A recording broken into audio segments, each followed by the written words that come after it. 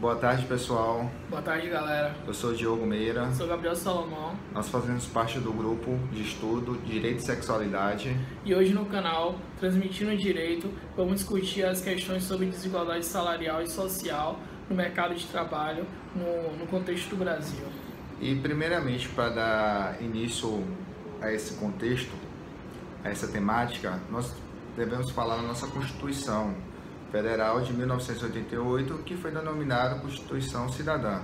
Você sabe por quê, Gabriel? A Constituição foi denominada Constituição Cidadã porque na década de 80 estava tendo uma perspectiva muito grande em todo o contexto mundial de se produzir constituições que fossem mais sociais. Antes eram muito autoritárias e nessa década de 80 emergiu essa Constituição Social e o Brasil não ficou de fora disso. Então ela garantiu o direito à igualdade e direitos fundamentais a todos os cidadãos brasileiros, ou seja, homens e mulheres são iguais em direitos e obrigações no termo dessa Constituição, onde há uma proibição de diferença de salários, de exercício de funções e de critérios de admissões por motivo de sexo, idade ou estado civil. Mas será que isso mesmo acontece?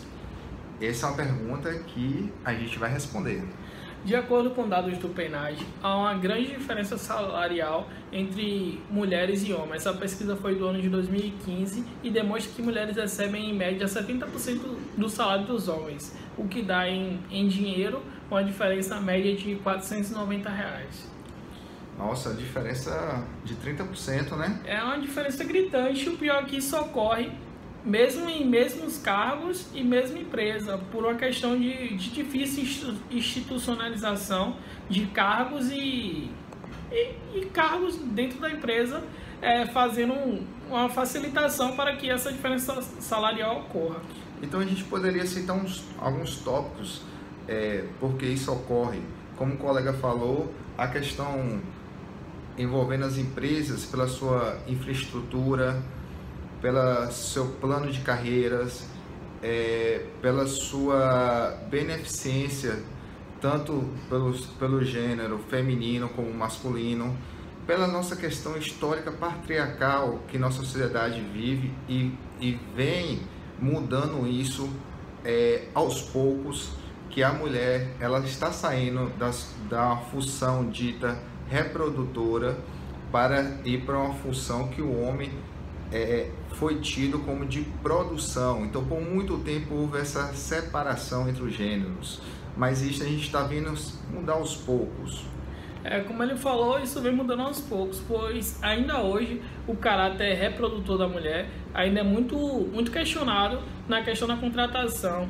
Em uma pesquisa feita em abril de 2018 no interior baiano, foi percebido que a maioria, aos entrevistados, quando questionados, a maioria dos homens e mulheres afirmavam que preferiam contratar homens a mulheres pela questão da gravidez, pois a gravidez, as garantias que a gravidez dá à mulher trariam, de certa forma, malefícios ao patrão, pois teria direito a não ser demitida por um determinado tempo, questão de licença maternidade, tudo isso é questionado, ou seja, reafirmando o caráter reprodutor. Quer dizer que só porque a mulher, de certa forma, dá à luz, ela vai ter a obrigação sozinha de cuidar daquela criança. Isso tudo a ser questionado. O que você acha, Diogo?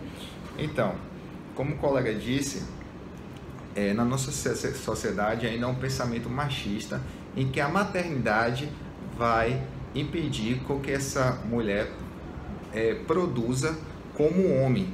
O que em muitos estudos já dizem ao contrário, que a mulher ela tem mais eficiência e eficácia no trabalho do que o homem, como foi demonstrado em muitas áreas. E o setor de participação das mulheres vem crescendo muito na área administrativa, na área empresarial, em setores antes que eram ocupados pelos homens, nas exatas, na engenharia, elas vêm ganhando espaço. E ver como o colega abordou um tópico também que é interessante a gente falar, que é em relação à maternidade, que observou-se quanto maior o nível de escolaridade das mulheres, a maior participação ativa no mercado econômico de trabalho e com isso o número de gestações diminui. Então, será que isso é uma opção da mulher ou uma opção imposta pela sociedade? Uma interrogação que a gente também pode pontuar aqui. E vale a pena lembrar que esse caráter de quanto ao se é homem, se é mulher, é tão influenciador que não, na pesquisa feita por nós, nenhum dos entrevistados igualou homem a mulher. Os que disseram que foi a minoria quando se tratando dos homens, que preferiam contratar mulheres a homens, diziam que contratariam pela delicadeza, pela sua habilidade, pela aquela coisa de mulher conseguir pensar em mais de uma coisa ao mesmo tempo, não pela sua competência, nem pela observância de currículo, que seria o principal ponto, que é o que traz até aquele questionamento de trazer currículos nus, que não demonstrem sexo nem fotos do candidato a ser aprovado para que ele seja contratado somente pela sua competência, o que isso é totalmente contrário do que vem acontecendo, observando que a maioria dos cargos de chefias hoje nas empresas são ocupados ainda por homens.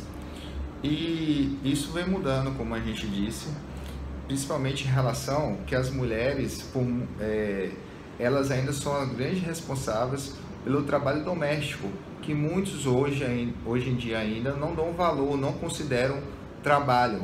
E quando elas vão para o mercado economicamente ativo, trabalhar fora de casa, elas exercem uma dupla função, uma dupla jornada de trabalho. Então, elas têm muito mais atribuições que os homens. E a gente vê isso muito característico em regiões, principalmente como o Nordeste, em que a participação do homem dentro do lar, na base familiar, no trabalho doméstico, ela é muito inferior em relação às mulheres.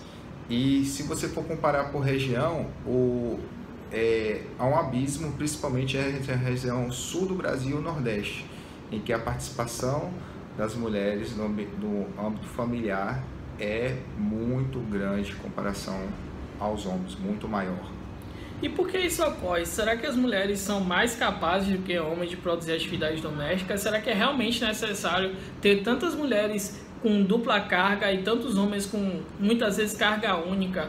Por uma questão simplesmente sexista, machista, institucionalizada há tantos anos, e eu acredito que isso deve mudar ao longo do tempo. Já foi demonstrado que se as mulheres dividissem as tarefas domésticas com os homens, o crescimento econômico seria incrível, e para todos os setores da sociedade, não só para aquele seio familiar em que determinada mulher está inserida, para toda a sociedade, pois ela produziria mais, logo consumiria mais, logo traria famílias muito mais estruturadas, traria benefícios até para os próprios filhos, que não teriam só a mulher como exemplo e também teriam como pai. Há uma necessidade da maior presença do homem nesse trabalho doméstico, o que está muito institucionalizado na sociedade brasileira, ainda que dita tão evoluída nos dias atuais. Então, pessoal, esses são alguns tópicos de reflexões que a gente traz para estar também debatendo com vocês, ouvindo a opinião de vocês, para vocês mandarem recados via Instagram, Twitter, e a gente está aqui para fazer uma construção sadia e para mudar essa dinâmica social que ainda impera na nossa sociedade. Com certeza. Qualquer dúvida pode deixar no comentário aí, se inscreva no canal que semanalmente vai ter novidades. No Twitter, no Instagram e no Facebook a postagem será mais frequente. Faremos esse trabalho junto com diversos outros colegas do grupo, como vocês já podem ver no vídeo de apresentação. E estamos aqui para desconstruir esses conceitos tão incrustados na sociedade. Obrigado e boa tarde. Obrigado, pessoal. Boa tarde. Tchau.